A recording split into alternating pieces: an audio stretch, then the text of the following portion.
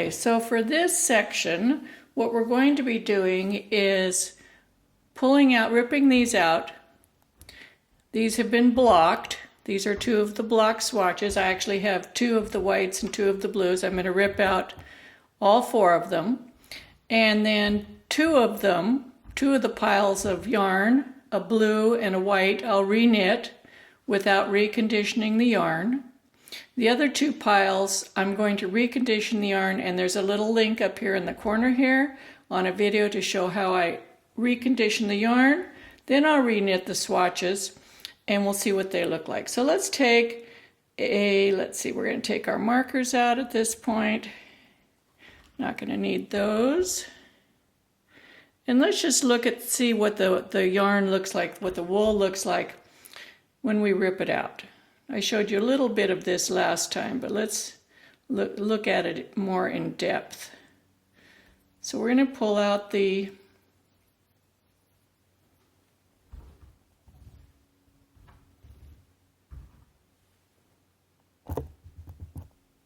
we can see that after the wool was blocked, that it retains the shape of the stitches. And it's pretty strong, that retaining it. Let's see what the blue looks like.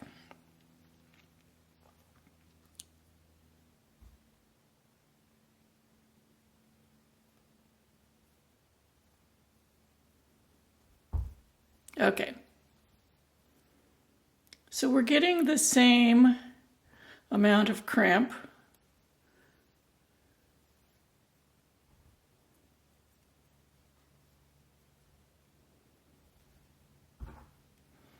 And it also has the same recoil. These are very much the same. So this is the non-superwash, the superwash. So I would say that it blocked pretty much the same. It has the same amount of crimpiness. So I'm going to pull out all four swatches, and then I'm going to directly knit up two without preconditioning the yarn. And then the other two, I'll precondition the yarn. There's that video up there that you can check out on how to do that. And we'll be back here to take a look. Here we are back, and I've got the first two swatches knit up. The other yarn is being preconditioned and drying, so I can't work those swatches yet. And we can see that these look lumpy and bumpy. And we're going to find out if this blocks out or not. These are both the same size. They actually knitted up to about the exact same amount of yarn. On this one, you can see I started it. There's the first kink, so it's right there. I had a few kinks left over, so I pretty much used the exact same amount of yarn. I have the 42 rows. I bound off from the purl side, from left to right. I probably was holding the yarn a little bit tighter, trying to remove the kinks while I was knitting. This is curled on the edges. This is the non-superwash. This is the superwash. It's actually, that came out the same. I had a little bit more yarn left over on that. Here's my cast on. I got it started pretty much at the right spot. Had a little bit of more yarn, but it also has the 42 rows bound off from left to right. It also has a lot of curl. So let's compare these to our swatches that have not been blocked. Well, they don't really look like those, do they? So, and let's compare them to swatches that have been blocked. These have been blocked, and they don't really look like those either. They're their own animal, and we're going to find out how blocking works, whether it takes all these kinks out of the yarn and evens out our stitches. And we'll also have the other set, as I said before, where I'm preconditioning the yarn, then I'll reknit them, and we'll look at those as soon as those are ready. Stay tuned. So this is what the yarn looks like when it's been pulled out and before it's reconditioned. I actually have these wound. I wound them over a paperback book and tied them off So you can see there's a lot of kinks going on.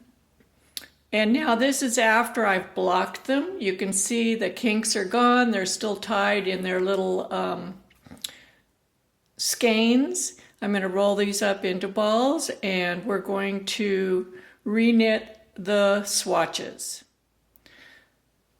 So here we have the swatches that were reknit from the reconditioned yarn. This is the Superwash and this is the non-superwash. These have not been blocked yet. So let's compare them. This is our unblocked original version of the Superwash, and this is our unblocked original version of the non-superwash. You can see they're very much similar. We can look at our blocked versions and we can see they don't match the blocked, but I'm assuming that they will once they're blocked. One big difference, there's one huge difference, and that is on the swatch that was ripped out, I had 42 rows that I'd knit. I only got 41 on this swatch before I ran out of yarn. You can see on this swatch that I bound off on a wrong side. This is the unblocked original swatch. On this one, I bound off on a right side, so it's short one row. And that is true of the Superwash as well. In fact, I didn't even have enough yarn to bind off the last few stitches there. Isn't that interesting? I knit this one twice because I thought, well, I must have made a mistake. I counted the stitches. It's 30 stitches wide. This is 41 rows. This is 41 rows, 30 stitches. So I got, for some reason, both the Superwash and non-Superwash yarn shrunk in length worth 30 stitches worth. This one about 35 stitches worth, shrunk in length. Isn't that interesting? So next thing I'm going to be doing is all 4 of these swatches that have been reknit, I'm going to block them. So you can watch for that in the next video. And so let's review one more thing in this video, and that is the swatches that have been going through the washing machine on the gentle cycle with cold water. So here we have them, and I have my measurements. I've been following along each time I wash. This time the non-superwash went from 5 inches wide to 4.5 inches, so it shrunk in width by ½ an inch. And it has stayed the same length. The length has not changed. So this started out at 6 by 6 inches, and you can see it's a very stiff fabric. It has very little drape. It's very soft, though. It's really nice. The Superwash one, after going through the wash 5 times, it has now started actually felting. In fact, the 2 ends that come together, I would have to cut them. They are totally felted together. They won't come apart. And I'm starting to see felting in the fabric itself, a little bit of the blurring of the stitches. And if we look at the measurements, last time it was 6.25 inches wide. This time it's 5.75 inches wide. Last time it was 6.125 inches long. Now it's 6. So these are going to go through the wash again. And I suspect that this is the beginning of the felting, that after 5 washes, that whatever was helping it to be superwash is finally started washing off. The very last thing, and I don't have them ready to show to you yet, are the swatches that we stretched to the max, that I stretched to the maximum, and that's going to be coming up in the next video along with these blocked swatches of the reknit yarn. So stay tuned, be back. If you haven't subscribed to my YouTube channel, please do. Share my videos with your friends, give me a thumbs up, and we'll see you next time. Bye-bye.